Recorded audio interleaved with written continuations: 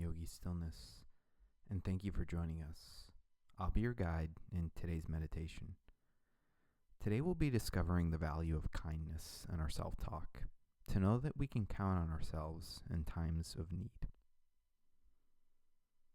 We'll begin by sitting on the floor, a cushion, or in a chair. And when you're ready, allow your eyes to gently close. Tune into your breath flowing into your body, through your nostrils, down your throat, into your lungs, and back out. With that attention, let's take 3 deep breaths together.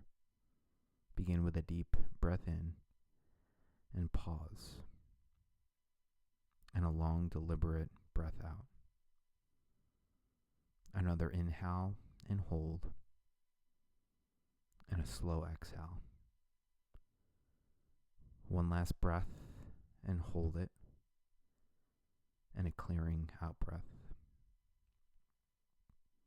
Allow your body and breath to grow steady and comfortable. Listen to the sound of your breath and allow everything else to slow down. Start listening to your thoughts. As thoughts float by, notice where your mind fixates. As you meditate, notice if there's a part of you watching yourself meditating and judging. Can you hear yourself evaluating your efforts? Have you been telling yourself that you're doing well, or that you're not trying hard enough? Have you become critical of your posture or concentration? Have you been telling yourself this is a good or bad effort? Keep listening to any signs of your inner voice as you watch yourself meditate in silence for a few more minutes on your own.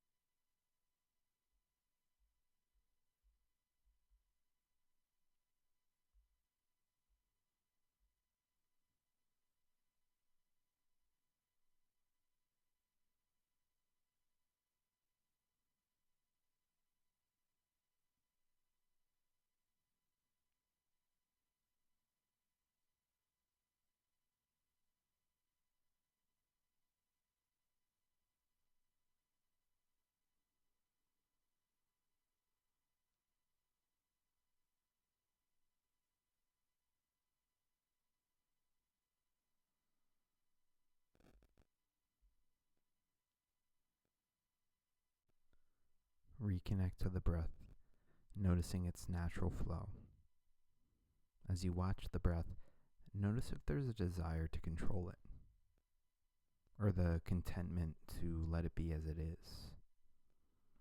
Listening to your inner voice, notice if there's a desire to correct the breath, or if there's a part of you that is happy with the breath.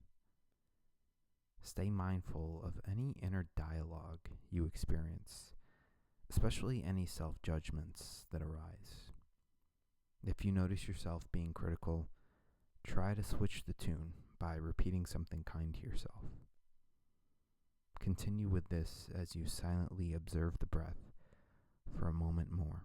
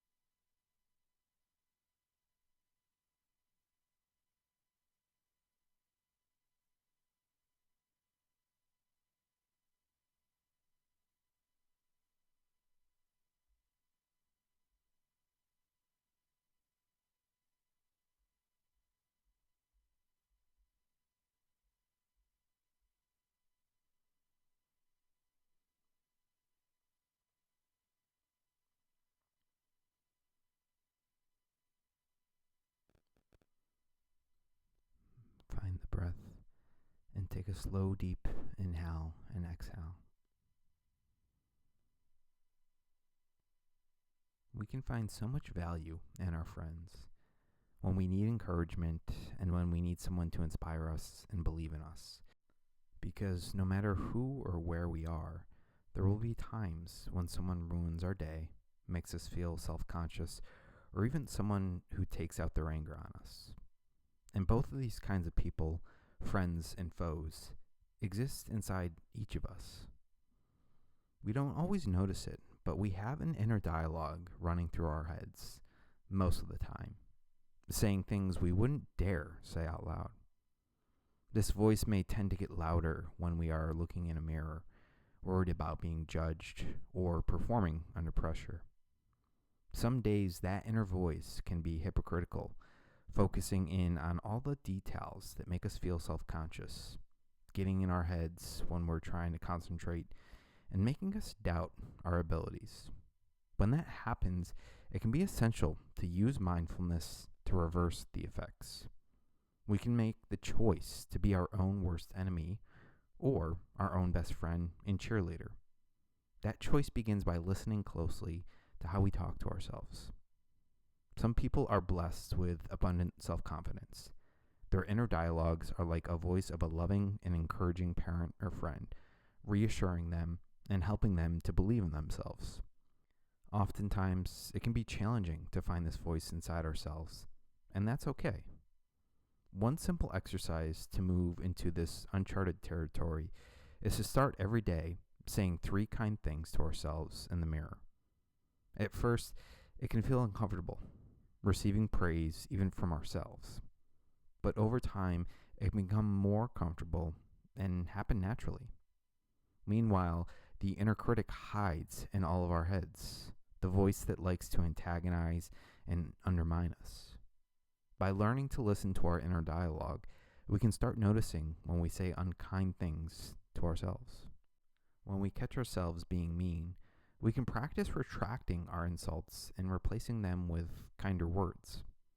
When our inner critic is saying, "You messed up," that's when our inner ally reminds us that you tried your hardest or you're getting better. No one knows our weaknesses better than ourselves, but no one knows our strengths better than ourselves either. No matter where we go, there we are.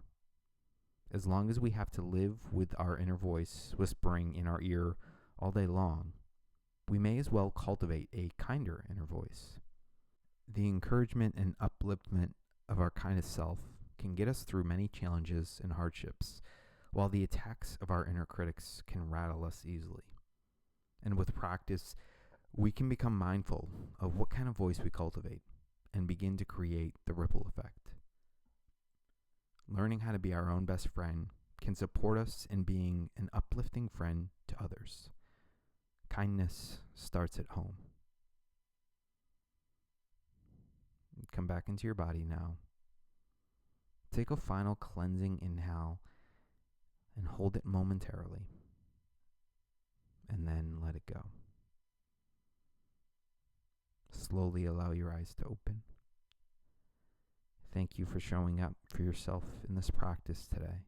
We are so grateful for the opportunity to support you in self-care and look forward to meeting here again tomorrow.